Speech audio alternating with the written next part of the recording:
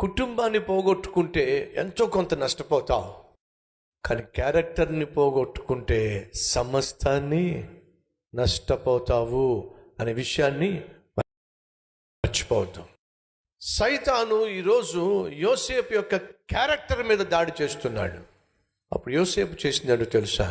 నా ఉద్యోగానైనా పోగొట్టుకుంటాను కానీ నా క్యారెక్టర్ని మాత్రం పోగొట్టుకోను. ఖచ్చితంగా తీర్మానము తీసేసుకున్నాడు. నా రాబడినైనా పోగొట్టుకుంటాను, నాకొచ్చే సంపాదనైనా పోగొట్టుకుంటాను, కానీ నా క్యారెక్టర్ని మాత్రం పోగొట్టుకోను. నా జీవితంలో ఈరోజు అనుభవిస్తున్న ఆశీర్వాదాలకు ఆధారమైనటువంటి ఆత్మీయతను మాత్రం పోగొట్టుకోను. దేవుడు నన్ను దీవించటానికి ఆధారమైనటువంటి పరిశుద్ధతను మాత్రం నేను పోగొట్టుకోను. అది పోగొట్టుకున్న నాడో దేవుని సన్నిధిని పోగొట్టుకుంటాను, దేవుని ఆశీర్వాదాన్ని పోగొట్టుకుంటాను. దాన్ని మాత్రం నేను పోగొట్టుకొని ఖచ్చితంగా తీర్మానం తీసుకున్నాడు. ఏం జరిగింది? ఇంటికి పోతీఫరు వచ్చాడు. ఆ మాయదారి కుర్రవాడిని తీసుకొచ్చి ఇంట్లో పెట్టావు. ఏం చేశాడో తెలుసా? ఏం చేశాడు? నన్నే పాడు చేయబోయాడు. ఇంటి యజమానుడైన నీ భార్యనైనా నన్నే పాడు చేయబోయాడు. ఆ మాట విన్నప్పుడు పోతీఫరు యోసేపును చెరసాల్లో వేయించాడు. అభివృద్ధి పొందుతున్న వేళ, అద్భుతాన్ని అనుభవిస్తున్న వేళ అనుకోకుండా ఆపద వచ్చి పడింది. అనుకోని డైరెక్షన్లో అపాయం వచ్చి పడింది. వచ్చిన ఆపద, వచ్చిన అపాయం యోసేపుకి ఏం తీసుకొచ్చిందో తెలుసా? అవమానాన్ని తీసుకొచ్చింది. ఎందుకని? అతన్ని తీసుకెళ్ళి జైల్లో పడేశారండి. ఏమని పడేశారు జైల్లో? ఉద్యోగం ఇచ్చినటువంటి యజమాని భార్యనే పాడు చేయబోయాడంట పాపిష్టోడు. ఎంతకంటే పాపిష్టోడు ఎవరైనా ఉంటారా? ఆ చెరసాల్లోకి వచ్చినప్పుడు సాధారణంగా అడుగుతారు కదా, ఏం చేసి వచ్చావు నాయనా, ఏంటంట స్టోరీ?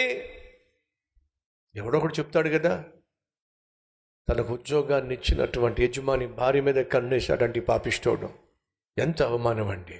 ఈ అవమానానికి, అపాయానికి, ఆపదకు అడుగుతున్నా కారణం చెప్పండి. అతడు పొందుకున్న అభివృద్ధి, అతడు పొందుకున్న అద్భుతం. ఆ అద్భుతము, ఆ అభివృద్ధి చూసిన సైతాను ఓర్వలేక యోసేపు మీద దాడి చేశాడు. ఆత్మీయత మీద దాడి చేశాడు, పరిశుద్ధత మీద దాడి చేశాడు. పాపము చెయ్యి అని ప్రోత్సహించాడు. అందుకు లొంగనటువంటి యోసేపు ఆపదల్లో పడ్డాడు. ఈరోజు మన మధ్య ఎవరైనా ఉన్నారా? నా ఉద్యోగం పోయిన కారణం ఏమిటంటే వాళ్లకు నేను లోబడలేదు కాబట్టి. నాకు ప్రమోషన్ రాకపోవడానికి కారణం ఏమిటంటే అతని కోరిక నేను తీర్చలేదు కాబట్టి. ఈరోజు నా జీతం పెరగపోవడానికి కారణం ఏమిటంటే వాళ్ళ ఇష్టానుసారంగా నిన్ను మలుచుకోలేదు కాబట్టి అని మన మధ్య ఎవరైనా అంటున్నారా? అమ్మా, అయ్యా, నువ్వు నిజంగా అద్భుతమైన పని చేశావు. ఎందుకని? ఉద్యోగమైనా పోగొట్టుకోవడానికి, సంపాదనైనా పోగొట్టుకోవడానికి, రాబడినైనా పోగొట్టుకోవడానికి ఇష్టపడ్డావే కానీ నువ్వు దేవునితో కలిగి ఉన్నటువంటి సత్సంబంధాన్ని పోగొట్టుకోవడానికి ఇష్టపడలా. దేవుడు నీకు ఇచ్చినటువంటి సాక్ష్యాన్ని పోగొట్టుకోవడానికి ఇష్టపడలా. దేవుడు నీకు ఇచ్చినటువంటి పవిత్రతను పాడు చేసుకోవడానికి నువ్వు ఇష్టపడలా. అందుకోసమే కదా బ్రదర్ నా ఉద్యోగం పోయింది, అందుకోసమే కదా బ్రదర్ నా రాబడి పోయింది, పర్మనెంట్ కావాల్సిన ఉద్యోగం ఆగిపోయింది, ప్రమోషన్ కూడా రాకుండా ఆగిపోయింది. మీరు చెప్తుంది కరెక్టే, కానీ నేను పొందుకోవాల్సింది పోగొట్టుకున్నాను కదా బ్రదర్, పరిశుద్ధంగా జీవించాలని ఆశపడి. అయితే వినో, నువ్వు ఒక్కదానివే కాదు, నువ్వు ఒక్కడివే కాదు ఆ మార్గం గుండా వెళ్ళింది. నీకంటే ముందుగా, మనకంటే ముందుగా యోసేపు అదే మార్గం గుండా వెళ్ళాడు. తన జీవితంలో పాలేరుగా, పనివాడిగా ఉన్నవాడు కాస్త అద్భుతం జరిగింది. దేవుడు అద్భుతం చేశాడు. ఏం చేశాడు? పెత్తనము చేసే స్థాయికి దేవుడు తీసుకెళ్ళాడు. అద్భుతం. అది చూసిన సైతాను తట్టుకోలేకపోయాడు. ఆపదను తీసుకొచ్చాడు, అపాయం తీసుకొచ్చాడు, అవమానం తీసుకొచ్చాడు.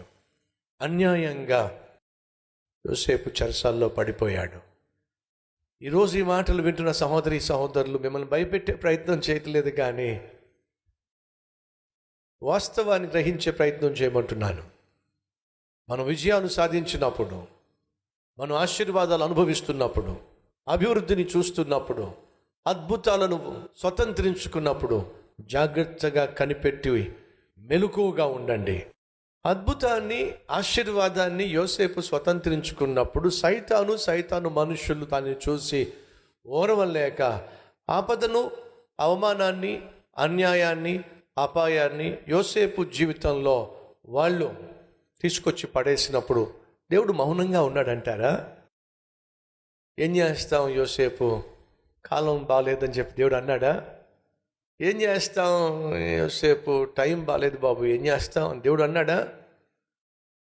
వినండి, యోసేపు సేనాధిపతి అయిన పోతీఫరు ఇంట్లో పనిచేస్తున్నప్పుడు, నీతిగా యథార్థంగా జీవిస్తున్నప్పుడు, అందుకు ప్రతిగా దేవుడు అతని జీవితంలో అద్భుతం చేసి అధికారిని చేస్తే, సైతాను వచ్చి ఆపద, అవమానము, అన్యాయము యోసేపు జీవితంలో కలిగిస్తే, తీసుకెళ్ళి చెరసాల్లో పడేస్తే, దేవుడు అంటున్నాడు, రే సైతానుగా, నా కుమారుని తీసుకెళ్ళి నువ్వు చెరసాల్లో పడేసావు, ఆ కుమారుని తీసుకెళ్ళి సింహాసనం మీద కూర్చోబెడతా.